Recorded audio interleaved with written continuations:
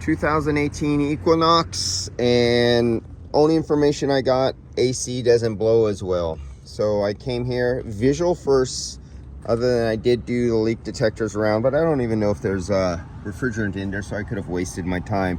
But I did a visual. The dust was missing off of the caps, so I pulled the caps, and can you see the glow? See the green dye there? Somebody has been in here, and it wasn't me.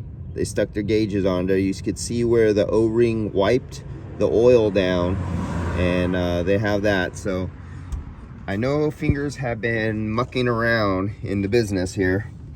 And the same goes down here. Let me get down there. Where the hell is my line at? Okay, let me get it out. Right there. Let's see if I can keep that in focus. What have we got going on here? Focus. Come on, guy. I could see the green. I don't even have to be in focus. So, as always, I'm always going to do my refrigerant analyzer because I never trust anybody.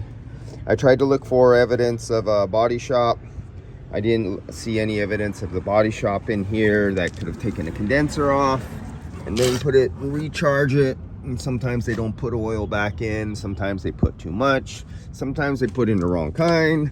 Sometimes they put in massively contaminated refrigerant with a lot of air.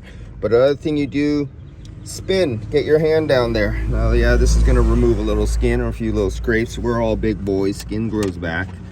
And so I'm trying to get my fingers to see. Can you see my hand down here? So I'm spinning the compressor by hand, and there's rough spots. It goes really smooth. Let's see, can I see my hand? Where's my hand at? There we go. So right here, it's really smooth. And that gap, let's see if I could see that gap. That gap, that's a bit of a gap there.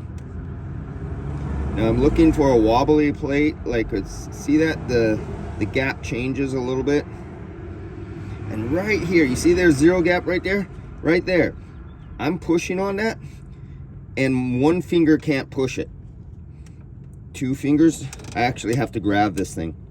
Right, break it past that. There it goes, it breaks again. So there's a, look at that massive gap. You see that gap in the clutch right there? It looks like it's broken away. So I guess we're gonna have a surprise when we try to start it up.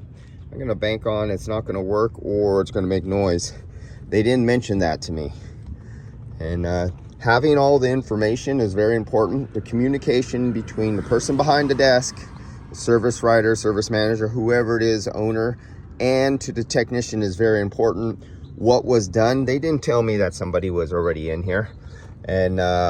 And usually human beings cause more damage than what could have initially caused it, or it was the human being who caused the damage in the first place. So that information was not referred to me.